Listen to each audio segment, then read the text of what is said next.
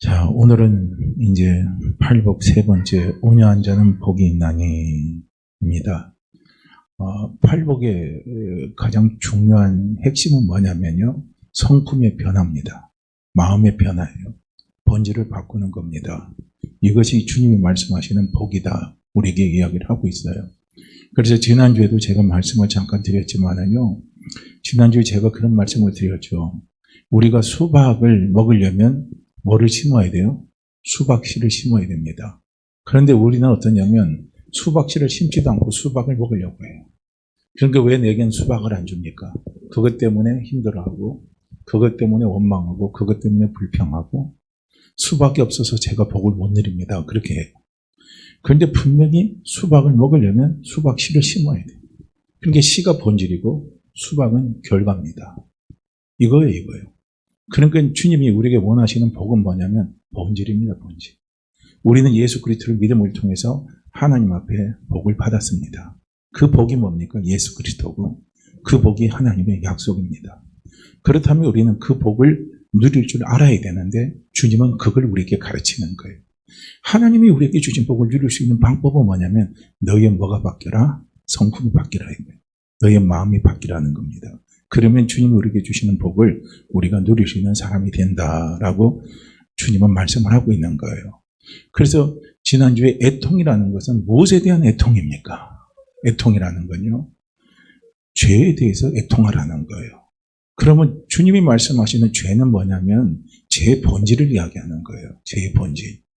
그래서 죄의 본질이라는 것은 뭘 의미하는 거겠어요? 예수 그리스도를 믿지 않는 게 죄의 본질이고 그 다음에 예수 그리스도를 믿지 않는다는 건 곧 다른 말로 한다면 하나님의 약속을 믿지 않는 거예요. 그게 바로 죄입니다. 그래서 우리 예수 믿는 사람들은요. 내가 예수 믿어요. 나는 하나님의 약속을 받았어요. 그럼 우리는 우리의 신앙의 삶 속에서 우리에게는 이런 애통이 있어야 된다는 거예요. 하나님, 왜 저는 하나님의 약속을 믿는 믿음 부분에 대한 애통함이 없는가요?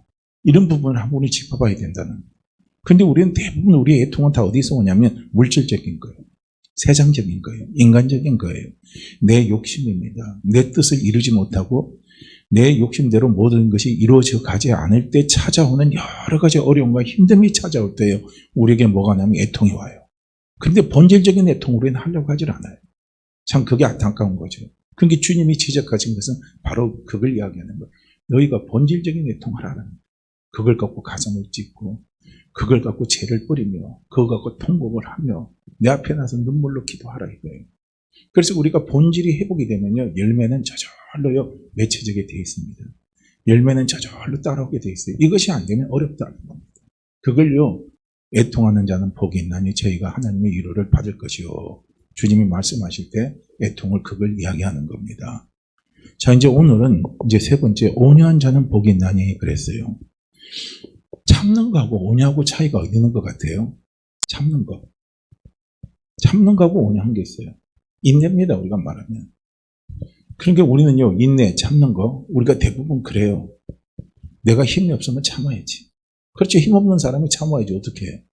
힘없는 사람이 자존심 내세워서 참지 못하다가 일 그르칠 수도 있고 더 어려운 일 당할 수도 있습니다. 그러니까 힘없는 내가 무조건 참아내려니까 마음이 병이 생겨요? 안 생겨요? 마음이 병이 생깁니다. 그래서 이게 참는 거 잘하는 사람이 겉으로는요 유하게 보일지 모르지만은요 속병이 많아요. 속병이 많습니다. 그래서 그 사람은 이렇게 스트레스를 많이 먹고 속병이 많은 사람은요 나중에 보면 뭡니까? 병이 많이 생겨요.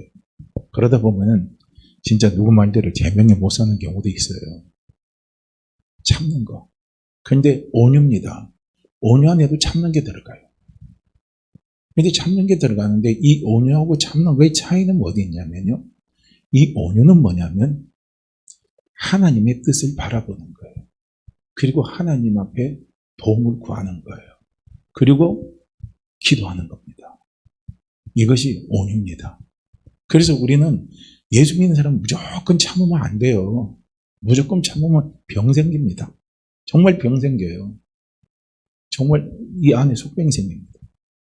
근데 예수 믿는 우리는 온유하면 돼요. 할렐루야. 온유하면 됩니다. 그래서 우리는 온유한 사람이 돼야 되는 거예요. 그럼 병 안 생겨요. 병 안 생깁니다. 지금 내가 아무리 억울한 일을 당하고 힘든 것이 내게 찾아오고 모든 것이 내 뜻대로 안 되고 내가 이해하지 못할 어떤 상황이 내게 몰려온다 할지라도요. 우리가 온유하면은요. 어떻게 되냐면 길이 보여요. 우리가 터널을 지나가잖아요. 터널을 지나갈 때 깜깜하고 무서워요. 내가 한 발 한 발 어떻게 내딛을지도 몰라요. 잘못 내딛다가는 벼랑이 떨어질 것 같고 막 정말 두렵습니다. 그런데 그 두려움 속에 내가 참고 가려면요. 스트레스가 오는 거예요. 오금이 절리는 거예요. 그런데 온유한 사람은요. 빛을 보고 가는 거예요. 할렐루야. 빛을 보고 가요.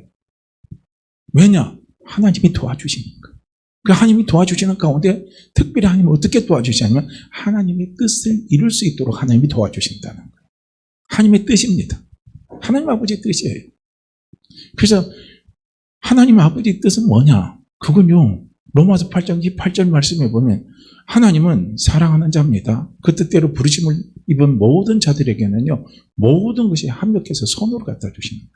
합력해서 선으로 갖다 주시는 거예요. 그게 우리를 향한 하나님 아버지의 마음이고 그것이 하나님의 뜻입니다. 거기서 선이라는 것은 아가도스예요. 최고의 선물입니다.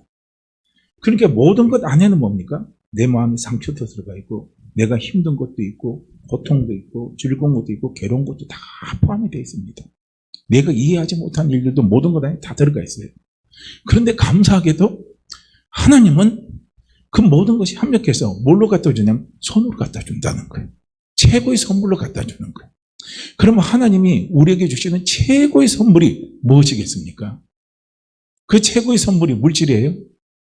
그 최고의 선물이 건강이라고 생각합니까?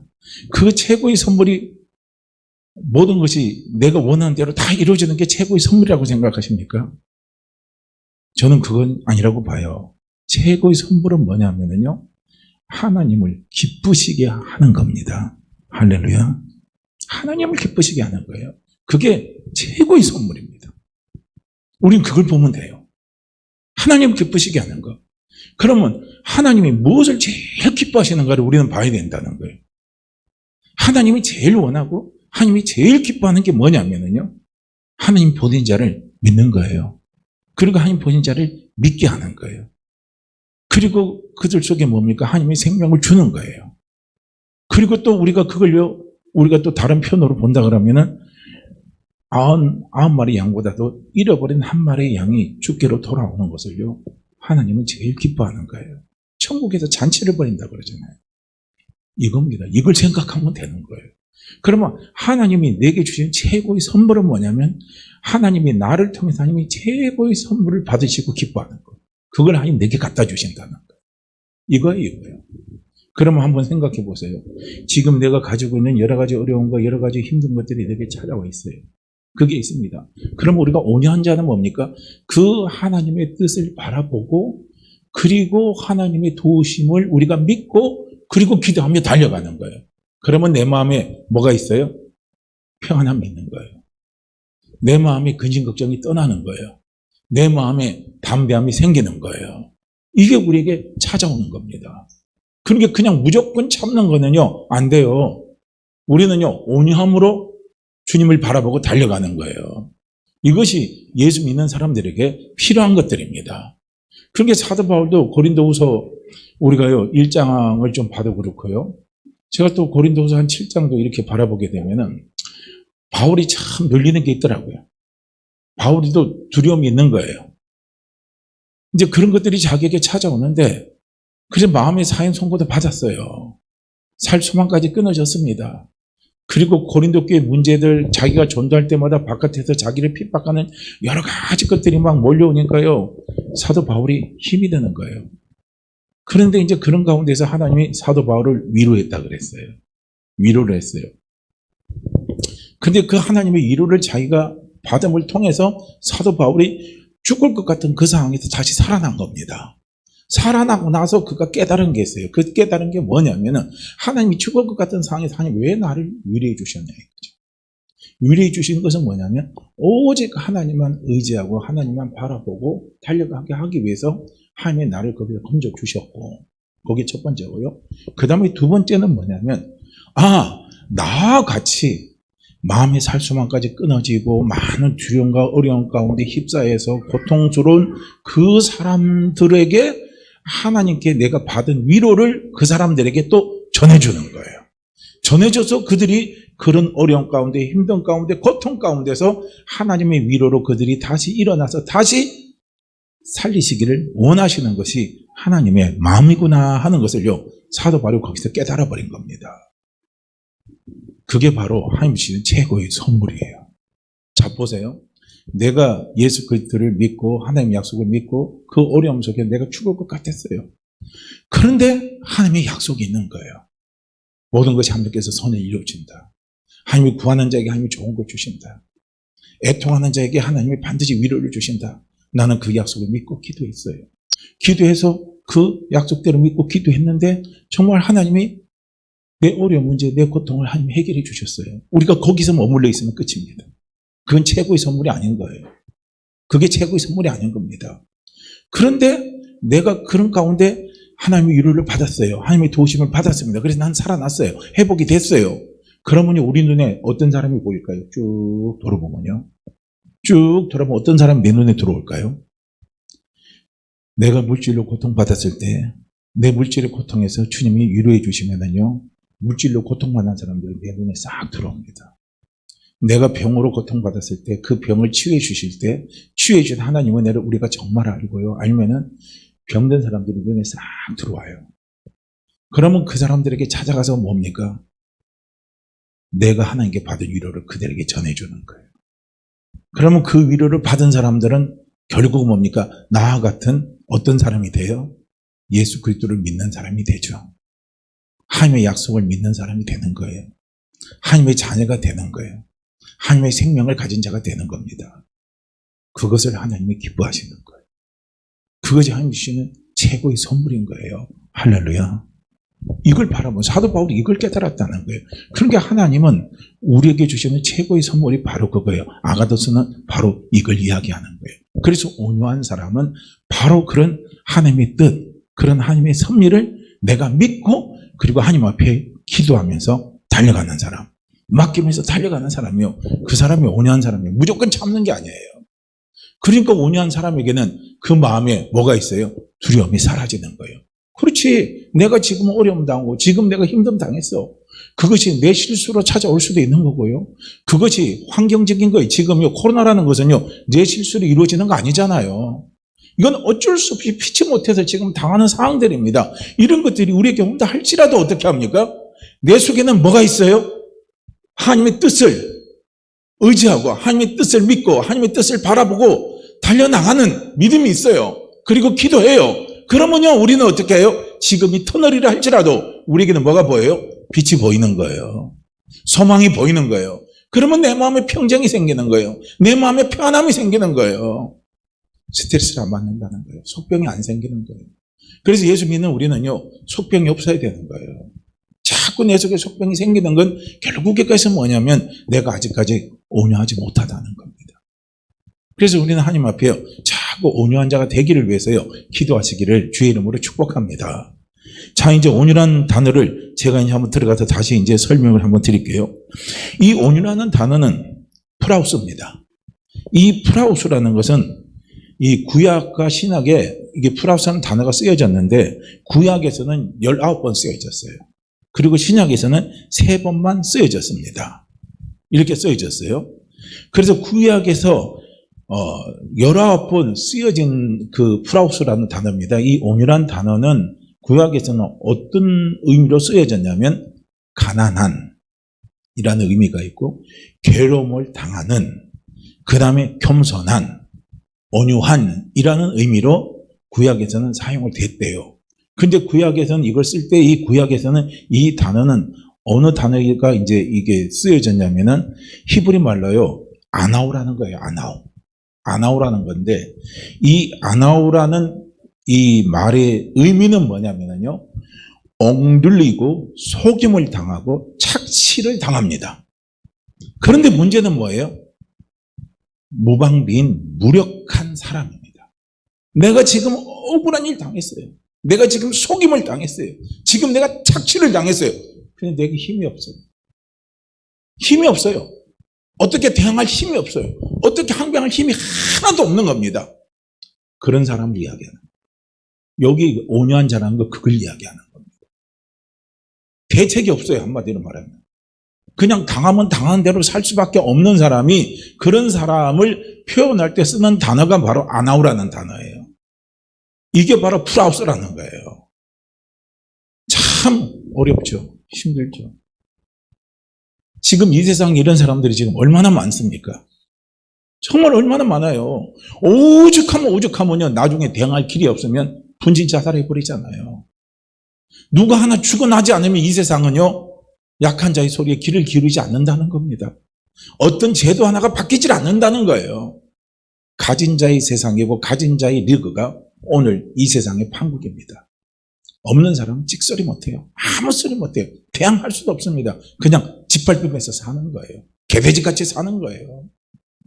이게 참 너무나도 안타까운 게 참 오늘날 우리가 살고 있는 현실이라고 말해도 과하지는 않잖아요. 그런데 감사하게도 성경은요, 보게 되면 하나님은 누구의 편이냐? 이런 아나우, 이런 사람의 편임을 성경은 분명히 이야기를 해주고 있습니다. 하나님께서는 인간들에게 인정받지 못하고 술탈당하는 사람들의 목소리를 하나님은 들으시고 하나님은 위로하시고 하나님은 그들을 구원하신다고요. 성경은 우리에게 이야기를 하고 있습니다. 시편 37편 11절 말씀이나 이사야서 26장 6절 말씀 같은 보면요. 이렇게 우리에게 이야기를 하고 있어요. 그래서 이 아나우는 물질적으로 가난하고 억압받는 사람이라는 의미예요. 온유라는 말의 의미는 1차적인 의미가 그거예요. 가난하고 억압받고 그럼 힘이 하나도 없는 사람, 대항할 힘이 하나도 없는 사람이 이게 온유한 자라는 1차적인 의미예요. 근데 이것이 이제 조금 더 2차적인 의미로 나가면은 이게 이제 우리가 신앙적으로 들어가면은 이 온유한 사람은 어떤 의미냐면은요. 고난과 핍박 속에서도 겸손하게 여호와의 도움을 바라며 여호와의 뜻대로 사는 사람. 이 사람이 바로 온유한 사람이라는 겁니다. 이게 지금 주석에는 이렇게 표현하고 있어요. 고난과 핍박이 있어요. 그렇지만요, 내 방법대로 안 가는 거예요. 내 힘으로 해결하려고 안 하는 거예요. 누구에게 맡겨요? 하나님께 맡겨버리는 거예요. 하나님을 의지하는 거예요. 하나님의 뜻대로요, 맡기고 살아가는 사람입니다. 이 사람이 온유한 사람인 거예요. 그래서 온유한 자는요, 외부로부터 닥치는 억압과 고난에 대해서 거칠하게 반발하거나 인간의 힘으로 해결하기 위해서 결사적으로 대응하는 것이 아닙니다. 상대방에 대한 미움과 복수심에서 벗어나서 모든 것을 하나님 앞에 맡기고 영적인 평정을 유지하고 달려나가는 사람, 그 사람이 온유한 사람이라는 거예요. 이게 온유한 사람이에요. 이게 주석에서 말하는 온유한 자라는 말의 의미더라고요. 맞죠? 예수 믿는 우리는요, 시작부터 사실은 맡기는 훈련이 되어버려야 돼요. 시작부터 맡겨야 돼요. 누구에게 맡깁니까? 하나님 아버지께 맡기는 거예요. 맡기는데 그냥 맡기는 게 아니에요. 하나님의 뜻대로 이루시라고 맡겨버리는 거예요. 그러니까 하나님의 뜻은요, 아까도 말씀드렸지만은요, 모든 것이 합력해서 하나님은 우리에게 선물로 갖다 주시는 것이요, 하나님의 뜻입니다. 하나님의 뜻이에요. 그래서 우리가 그 뜻을 믿고 달려가면요, 우리는 또 다른 하나님의 뜻을요, 우리는 순응하면서 달려가는 거예요. 또 다른 하나님의 뜻이 뭡니까? 항상 기뻐하라. 범사에 감사하라. 쉬지 말고 기도하라, 이거예요. 이것이 하나님의 뜻입니다.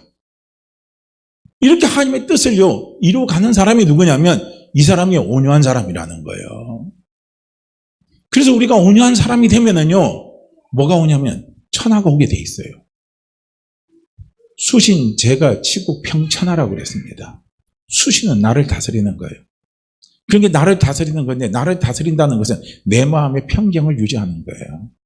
어떤 고난과 외부적인 그런 막 힘든 상황, 상처가 있다 할지라도 내 마음의 평정을 유지하는 거, 그것이 수신입니다. 그런데 그 수신을 이루려면요, 뭐가 먼저 이루어져야 되면 영적인 평안함이 내게 있어야 돼요. 영적인 담대함이 있어야 된다는 거예요. 영적인 소망이 분명해야 된다는 거예요. 영적인 믿음이 분명해야 된다는 거예요. 그러면 내 마음에 평정이 오게 되어 있습니다. 그래서 내 마음에 평안이 오면 수신이 돼요. 그리고 수신이 되면 그 다음에 치가가 되는 거예요. 가정을 다스릴 수 있어요. 가하 만사성입니다. 가정이 평안하면 모든 일이 다 풀린다고 그러잖아요. 그래서 가하 만사성이 되니까 평천하가 되는 거예요.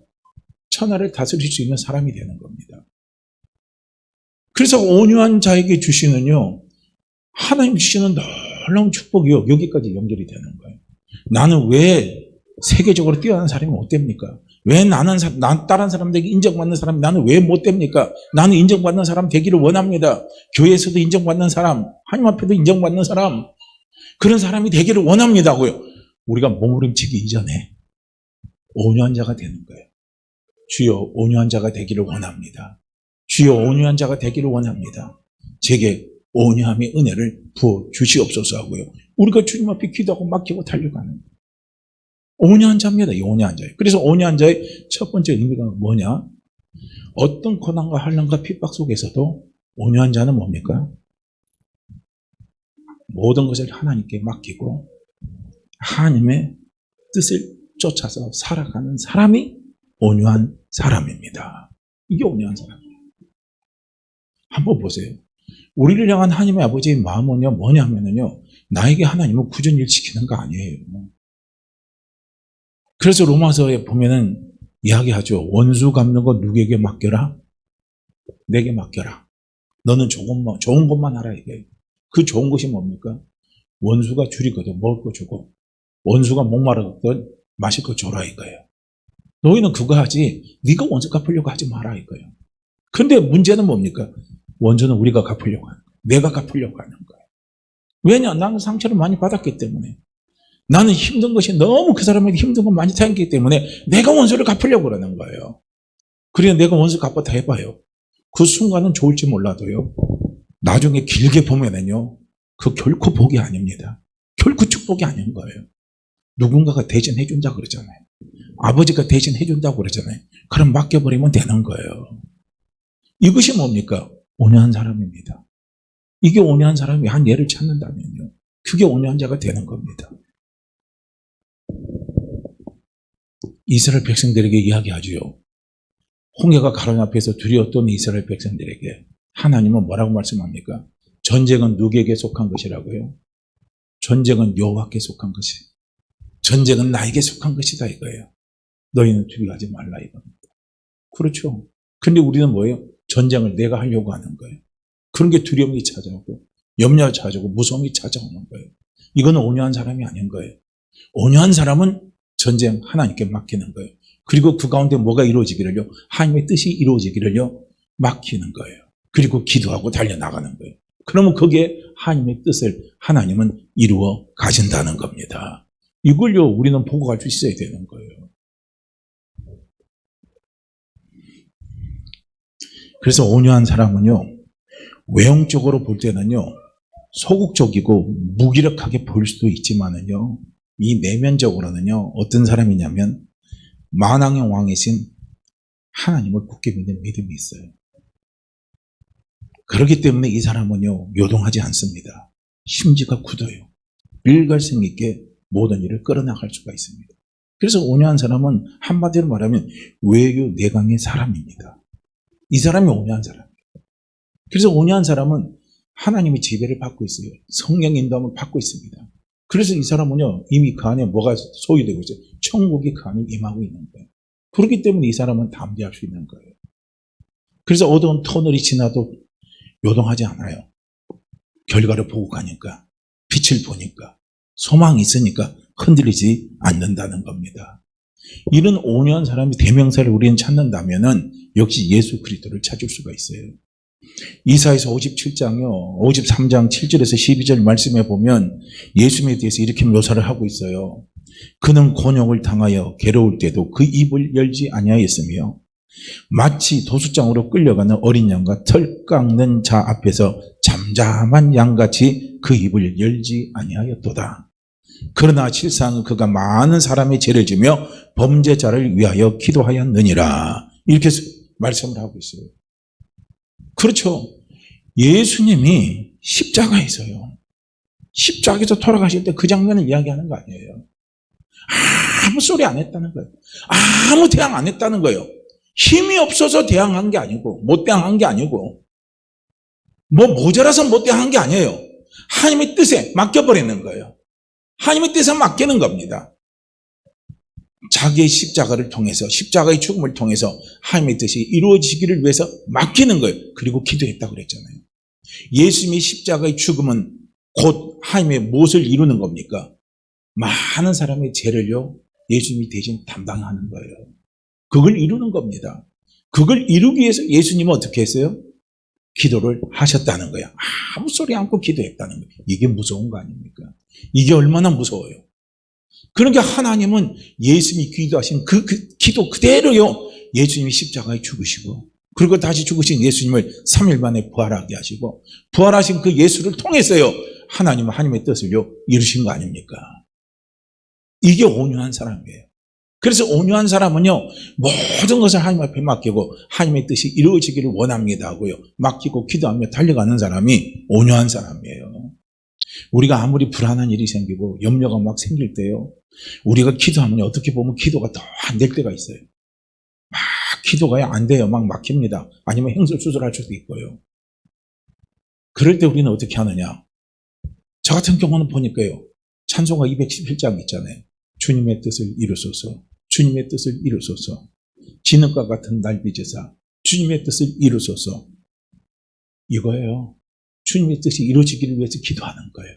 내가 지금 어렵고 내가 힘든 일 당해도, 내가 이해하지 못한 일들을 당해도, 내 실수가 찾아와도 이 가운데 주님의 뜻이 이루어지기를 원합니다. 아버지의 뜻이 이루어지기를 원합니다. 그 뜻을 이루어 가옵소서 하고요, 맡기고 달려가는 사람, 그 사람이 온유한 사람이에요. 그런데 그 가운데서 참으려고 하면 병 생겨요. 그 가운데서 참으려고 하면요, 나중에 참다가요, 못 견디면 어떻게 해요? 폭발해버립니다. 그래서 참는 거하고 온유가 이렇게 차이가, 엄청나게 차이가 난다는 걸 말씀을 드리는 겁니다. 온유한 자, 제가 첫 번째 말씀을 드렸죠. 온유한 자는요, 모든 것을 하나님께 맡기고 하나님의 뜻대로 이루기를 위해서 달려가는 사람이 온유한 사람입니다. 그 다음에 두 번째 온유한 사람은 뭐냐면요, 이 온유한 사람은 부드러우나 약하지 않아요. 부드러우나 약하지 않습니다. 세상 사람들은요, 온유를 약하고 비굴한 것으로 생각하는 경향이 있어요. 그것은 뭡니까? 온유한 사람은 오래 참고 강포하지 않기 때문에 그렇게 생각을 할 수가 있어요. 그래서 세상 사람들은 온유한 사람이라고 하면요, 성품이 저 사람 온유하다 그러면요, 막말라면 형편없는 사람 취급해버리는 거예요. 물에 물 탄 듯 술에 술 탄 듯 하는 사람이다, 이렇게요 취급을 해요. 그렇지만은요, 성경에서 말하는, 주님이 말하시는 온유한 사람은요, 부드럽지만 약하지 않습니다. 물을 한번 예들어 봐요. 물은요 되게 부드럽잖아요. 그죠? 되게 부드러워요. 근데 물이 약하지 않아요. 물은 아주 강한 힘이 있습니다. 놀라운 힘이 있어요. 온유한 자는요, 약하고 비굴한 것처럼 보이지만은요, 강파한 사람을 굴복시킬 수 있는 힘이요, 바로 이 온유한 자에게 있습니다. 그런 대표적인 역사적인 인물을 하나 찾는다면 마하트마 간디입니다. 미국의, 저희 인도의 간디 수상 있죠. 이 사람이 영국이 인도를 식민지 제비할 때요, 그럴 때 인도를 어떻게 영국에서 독립시켰습니까? 바로 이 온유예요. 마하트마 간디가 성경을 읽으면서, 그 사람 예수를 믿지 않지만 성경을 읽으면서 자기가 하나 깨달은 교훈이 뭐냐면 온유를 깨달은 겁니다. 그래서 자기의 삶에 온유를 실천한 겁니다. 그래서 그 실천한 결과요, 영국이 자기 앞에 무릎을 꿇게 하고 인도를 독립시켜버린 거예요. 그리고 세계 사람들이 마하트마 간디 하면 지금 되게 위대한 인물로 지금 추앙받고 있잖아요. 그거예요, 온유입니다. 온유는요, 약하지 않아요. 온유는 어떠한 강포도 깨뜨릴 수 있는 강인한 힘입니다. 모든 제적을 굴복시킬 수 있는 힘이요, 온유에 있습니다. 왜냐? 그 가운데 누가 있습니까? 그 가운데 누가 있어요? 하나님의 뜻을 이루시는 성령이 역사하시는 거예요. 아버지의 뜻을 이루시는 성령이 역사하십니다. 우리가 기도할 때 온유 안에는 기도가 있어요. 온유 안에는 성령의 도우심이 있습니다. 온유 안에는 하나님의 뜻이 있습니다. 그 세 가지가 있기 때문에요, 온유는요 약하지가 않은 거예요. 결코 약하지가 않습니다. 우리가 흔히 그렇게 그런 경우 많이 좀 당했었을 겁니다. 경험이 있을 거예요. 내가 지금 힘든 일 당하고 내가 일을 어떻게 치료할지 몰라서요. 나보다 신앙생활 오래 한 사람 찾아갔어요. 그리고 때로는 목사님 찾아갔어요. 그런데 목사님이나 그 오래 한 사람이 생각하는 게 나중에 조언을 받은 게 뭐냐면요. 기도합시다. 하나님 앞에 맡기세요. 그리고 그 문제 하나님의 뜻대로 이루어지기 위해서 기도하세요. 그리고 기도합시다. 하고 그리고 딱 끝나요. 어때요? 그런 경우 있죠? 사실 그게 제일 정답인데. 근데 그게요, 그때는 수용이 안 되는 거예요. 너무 무책임하다. 어떻게 저렇게 말할 수 있냐 이거예요. 근데 우리가 원하는 건 뭐예요? 거기에 대해서 막 구체적인 뭔가를 막 코치를 원하는데 사실 그건 인간의 방법이거든요. 사람의 방법이에요. 근데 사람의 입장에서는 하나님의 수를 우리는 알 수 없기 때문에 그냥 가장 지혜로운 사람, 온유한 사람이 줄 수 있는 대답은 그거밖에 없어요. 모든 거 하나님께 맡기세요. 그리고 하나님의 뜻을 믿고 기도하고 달려나갑시다. 그럼 하나님이 하나님께서 선을 이루어줍니다. 그게 답이에요. 다른 거 하나도 없어요. 그 어떤 것도 없습니다. 참 저도 처음에 그런 답을 딱 받았을 때는요. 막막하더라고요. 어떻게 저렇게 무책임하나? 저도 신앙생활 초기 할 때요. 막 고민이 돼서 먼저 신앙생활한 같은 우리 그 그룹에 있는 사람들 찾아가서 물어보면요. 답이 그거 하나밖에 안 나와요. 그런 게 허무한 거예요. 내가 그 답 얻으려고 당신 찾아갔냐 이거예요. 그런데 그게 가장 좋은 답이고 가장 정답인 거예요. 이거예요.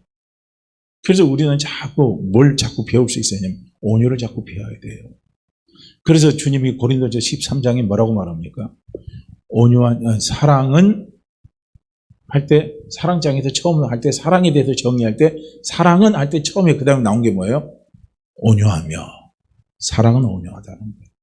그러니까 우리가 주님의 사랑을 알면 알수록 주님의 은혜를 알면 알수록요 우리 속에 자꾸 생겨내야 될 것이 뭐냐면 온유라는 것이 나타나야 되는 거예요. 그래서 온유는요 모든 것을 포용하고 모든 것을 다스릴 수 있는 힘이요 온유에 있습니다. 왜냐하면 하나님의 뜻에 맡기는 거거든요. 하나님의 섭리에 맡겨버리는 거예요. 이것이 바로 온유입니다. 그래서 하나님이 쓰시기에 좋은 사람, 어떤 사람이 쓰시기에 좋은 사람인 줄 아십니까? 온유한 사람이에요. 세상 사람들은 온유한 사람 같으면 별 볼 일 없지만은요, 별 볼 일 없어요. 그렇지만 하나님의 입장에서는요, 온유한 사람은 대단한 사람이거든요. 왜냐하면 하나님의 뜻을 이룰 수 있도록 통로가 확 열린 사람이에요. 통로가 열린 사람이에요. 하나님의 축복의 통로를 열어주는 사람이 온유한 사람이에요. 하나님의 능력의 통로를 열어주는 사람이 온유한 사람입니다. 하나님의 능력의 통로를 열어주는 사람이 온유한 사람이에요. 하나님의 사랑의 통로를 열어줄 수 있는 사람이 온유한 사람입니다. 그런데 우리가 온유한 사람이 되지 않으면요, 하나님의 축복의 통로를 못 열어요. 막아버립니다. 하나님의 능력의 통로를 막아버립니다. 하나님의 은혜의 통로를 막아버려요. 그래서 은혜가 안 나타나고 축복이 안 나타나고 능력이 안 나타나는 거예요. 그런데 온유한 사람이 되면요, 그 통로를요 확 열어버리는 거예요. 그 통로를 연다는 것이 뭐니까? 하나님의 뜻대로 맡겨버리는 거예요. 하나님의 뜻대로 하라는 거예요. 하나님의 뜻대로 하라는 겁니다. 그래서 사도 바울이 자기가 신앙생활하면서 하나님의 사역을 하면서 계속 사도 바울이 기도했던 그 기도가 뭐냐면 온유를 향한 기도예요. 그게 뭡니까? 내가 내 스스로 저 복종한다는 거. 내가 날마다 죽는다는 거. 그건 곧 무엇을 훈련하냐면 온유를 훈련하는 거예요. 내가 죽지 않으면 축복의 통로가 안 열려요. 내가 죽지 않으면 하나님의 뜻을 이루질 못합니다. 내 뜻이 나가지 하나님의 뜻이 안 나가요. 내 방법이 나가지 하나님의 방법이 안 나가요.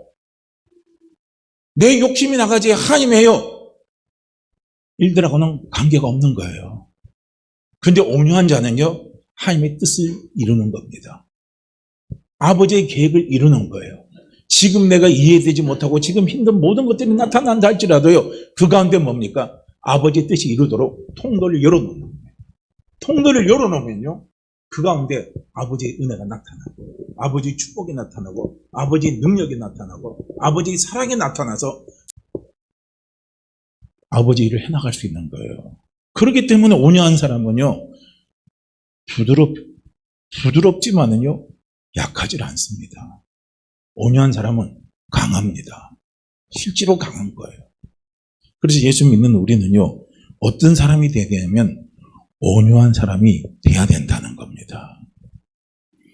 그래서 주님은 온유한 자들을요, 영적 전쟁에 군사들로 하나님이 선택해서 사용하시는 것을 볼 수가 있어요.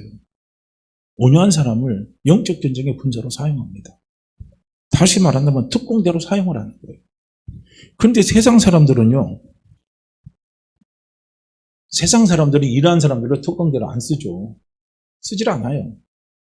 그런데 세상적으로 볼 때는 온유한 사람들을 특공대로 써서 사용하게 되면요, 적진에 보내놓으면은 다 선멸해서 그 사람들이 살아남질 않아요.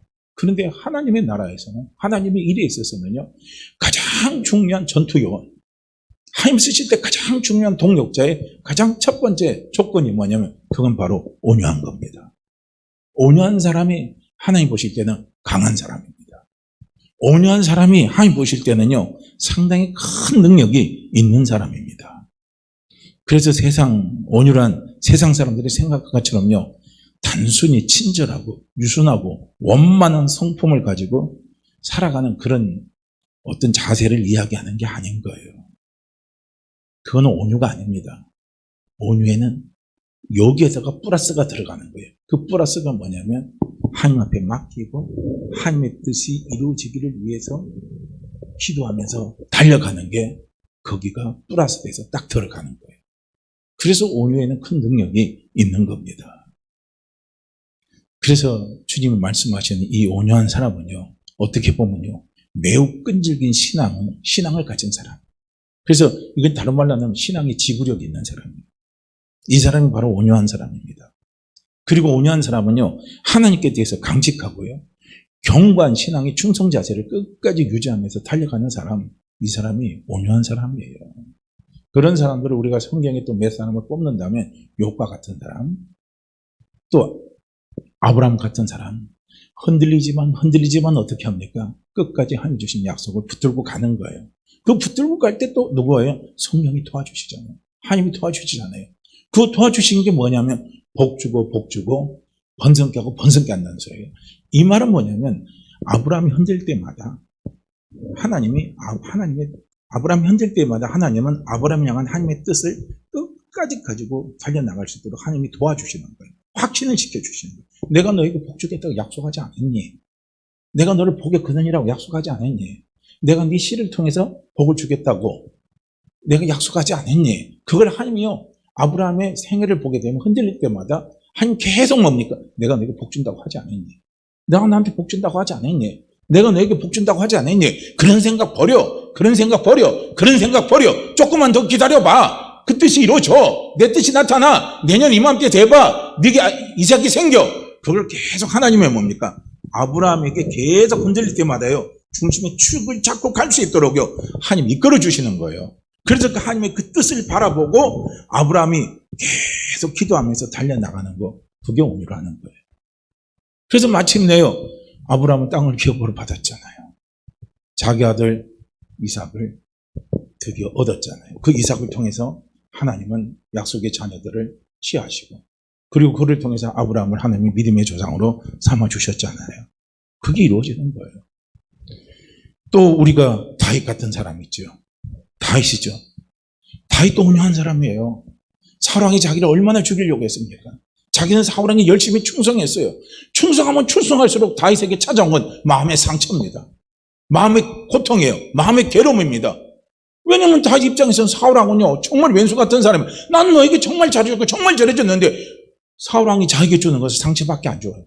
자기를 죽이려고 하는 것밖에 없어요. 자기를 망하게 하려고 하는 것밖에 없어요. 그럼에도 불구하고 사울왕을 죽일 수 있는 상태가 됐음에도 불구하고요, 하나님의 뜻이 이루어지도록 맡겨버리는 거예요. 그래서 사울왕을 안 죽이잖아요. 사울왕은 누가 세웠어요? 하나님이 세우신 사람입니다. 그래서 하나님이 세우신 사람은 하나님이 알아서 하신다는 거예요. 그래서 나는 안 한다는 겁니다. 이게 온유한 사람이에요. 그래서 온유한 사람은 대단한 거예요. 그러니까 나중에 하나님이 알아서 하시잖아요.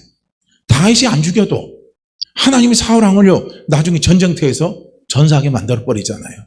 그리고 마침내 뭡니까? 다윗이 이스라엘 2대 왕이 되고 자기의 왕권을 굳건히 세우고 치세를 아주 든든하게 하나님이요, 다윗의 생애를 통해서 하나님 이루어가시는 것을 우리는 볼 수가 있잖아요. 사도 바울 같은 사람도 마찬가지입니다. 아까도 제가 말씀을 드렸지만은요, 자기가 마음에 사형선고 같은 그런 고통이 찾아왔습니다. 그래서 하나님 앞에 매달리고 기도하고 가보니까 하나님 거기서 자기를 위로하시고 건져주셨어요. 건져주는데 나중에 깨달아 보니까 뭡니까? 끝까지 하나님을 믿고 의지하고 달려가게 하기 위한 하나님의 계획이었고, 그 계획 속에 또 이런 하나님의 뜻이 있더라 이거예요. 그런 마음에 사형선고받고 고통받고 괴로워하는 사람들을 내가 하나님 앞에 받은 위로를 그들에게 전해줘서 그들을 살리기를 원하는 것이 하나님의 뜻이더라 이거예요. 자기는 이 뜻을 향해서 쫓아가는 거예요. 이것이 온유한 사람인 겁니다. 그러니까 어떻게 보면 신앙적인 사람은요, 다 온유한 사람이라고 볼 수 있는 거예요. 성경에 나오는. 그러니까 예수 믿는 우리는요, 자꾸 뭐가 돼야 되냐면 온유한 사람이 돼야 된다는. 우리가 주님은 알면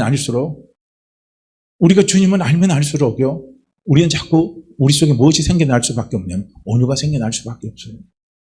그러니까 하나님이 모세를 이스라엘의 그 큰 지도자로요 쓸 수 있었던 것은 뭐냐면요, 모세의 뭐를 바꿨냐면 성품을 바꾸는 훈련을 시킨 거예요. 그래서 모세의 성품을 뭘로 바꿨냐면 온유한 성품으로 바꿔버린 거예요. 하나님의 뜻에 맡기고 전적으로 하나님 앞에 의지하고 하나님을 바라보고 기도하며 달려나가는 사람으로요, 하나님은 모세를 바꾸어서 이스라엘이 이끌어갈 수 있도록 하나님이 그를 사용하셨던 것을요, 우리는 볼 수가 있는 거예요. 온유란 게 바로 이겁니다. 그래서 온유는요, 부드럽고 남들이 볼 때는요, 참 어떻게 보면 저 사람은 참 형편없는 것처럼 보이고, 어떻게 보면 이 사람이 또 친절한 사람 같고, 그래서 이 사람을 대하기는 편하고 마음대로 할 수 있는 사람 같아도요, 온유는요 그렇지가 않아요. 속은 아주 강한 사람입니다. 철저하게 하나님 앞에 맡기고 하는 사람, 철저하게 하나님을 신뢰하고 가는 사람입니다. 철저하게 자기의 삶을 통해서, 자기의 모든 일을 통해서 하나님의 섭리가 이루어지는 것을 믿고 가는 사람이요, 이게 바로 온유한 사람이에요. 그렇기 때문에 이 온유한 사람은요, 마음의 평정을 유지할 수 있는 거예요. 영적인 평안함을 유지하고 달려가는 사람, 이 사람이 온유한 사람이라는 겁니다. 이스라엘 민족이요, 왜 로마한테 짓밟히고 폐왕당해서 전 세계로 흩어지느냐 하는 것을 한번 생각해 보면 이유는 여러 가지 찾을 수 있지만요, 이스라엘 백성들이 온유하지 못해서 그래요. 그들이 온유하지 못해서 그래요. 이스라엘 백성들은요, 온유 대신 뭐를 택했냐면 폭력을 택했습니다. 인간적인 힘을 택했어요. 그 예를 우리는 어디서 보냐면, 예수를 택할 것이냐 바라바를 택할 것이냐 택하라 했을 때 이스라엘 백성들은 누구를 택했어요? 바라바를 택했잖아요. 이 바라바는요, 폭력가입니다. 무력가입니다. 그래서 투쟁을 한 거예요. 온유로 가야죠. 하나님의 뜻이 이루어지도록 맡겨야죠. 그런데 인간의 힘으로, 인간의 방법으로 투쟁하고 싸우고 달려나갔어요. 근데 그 결과 어떻게 됐어요? 주 70년경이에요. 완전히 이스라엘은 수백만 명이 살육당하고, 성전도, 예루살렘 성전도 돌 위에 돌 하나 남지 않고 전부 다 폐허가 되어버렸습니다. 이런 비참한 상황이 되어버린 거예요. 한마디로 유대인들은 로마의 식민지가 되게 해버린 겁니다. 참 온유하게 순종하지 못한 것에 대한 결과입니다.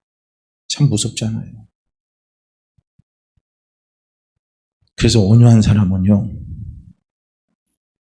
자신에게 닥쳐오는 그 모든 것을요, 연합해서 합력해서 선을 이루어 주실 것을 굳게 믿고요, 달려가는 사람이 온유한 사람이라는 걸 다시 한번 말씀을 드리는 거예요.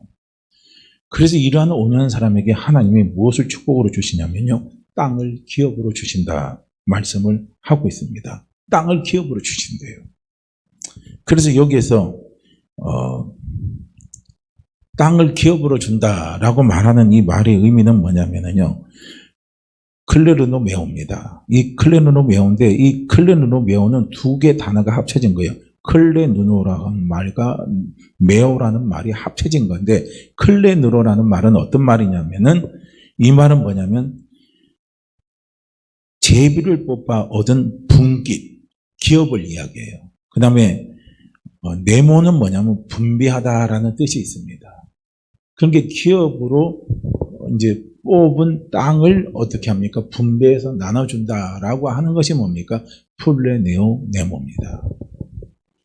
플레르노 메오인데요, 이 말은 우리가 히브리 말로 들어가면 나할이라는 의미인데, 이 나할이라는 말하고 똑같은 말인데, 이 나할은요, 성경에 어떤 때 쓰여졌냐면, 하나님이 이스라엘 백성들이 이제 약속의 땅, 가나안 땅 들어갔잖아요. 들어갔을 때, 가나안 땅을 분배했을 때, 쓸 때 쓰는 용어가 바로 나할입니다.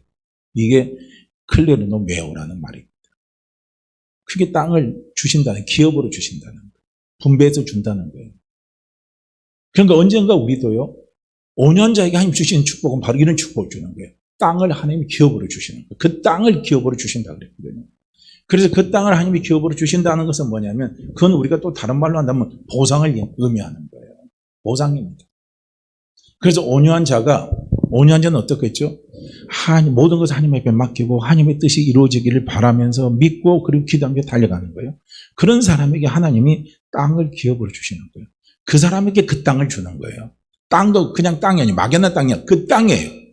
그리고 왜 그 땅이라고 들어갔냐면, 우리가 하나님 앞에 얼마나 온유한 만큼 하나님이 우리에게 기업으로 주는 거예요. 보상을 해주시는 거예요. 내가 만약에 하나님 앞에 온유라는 게 1밖에 안 됐는데 그 사람이 하나님 100을 주겠습니까? 어떤 사람은 하나님 앞에 온유가 100인데 그 사람에게 똑같이요 100을 주겠습니까? 그건 달라요. 하나님 앞에 우리가 이 세상에서 살아갈 때 온유함이 내게 하나님 앞에 10밖에 없으면 하나님은 그 사람에게 그 땅을 10밖에 안 주는 거예요. 내가 100이라면 하나님은 그 땅을 100으로밖에 안 주는 거예요. 땅을 100으로 주는 거예요. 그 사람에게 그 땅을 주는 겁니다. 그 사람의 그 땅. 그러니까 이건 다른 말로 한다면 그 사람에게 그에 합당한 보상을 하나님이 주신다는 거예요. 그러니까 그 보상은 뭘 의미하냐면 세상적인 보상도 있고 하늘나라의 영원한 보상이 있습니다. 두 개가 다 들어가 있어요. 그런데 예수 믿는 우리는요, 어디에다 보상을 더 바라보고 달려나갈 수 있어야 되겠어요? 땅의 보상을 볼 겁니까? 하늘의 보상을 볼 겁니까? 어디에다 우리는 보상의 기준을 두고 달려가는 게 지혜로운 사람입니까?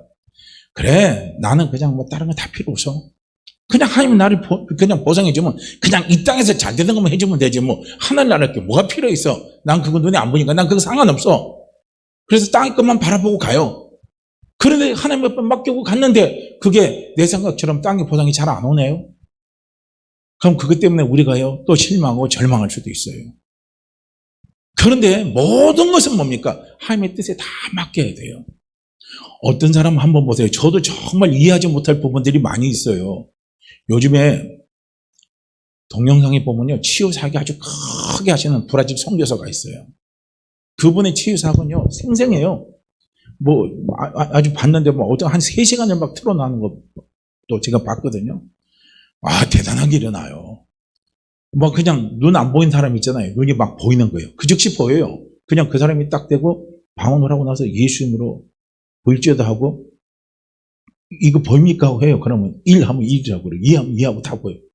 기본으로는 이게 앉아서 귀가 안 들리는 거 있잖아요. 청각 장애 있는 분은요. 어떻게 하냐면 귀에 대고 말을 하니까 뚫리는 거예요.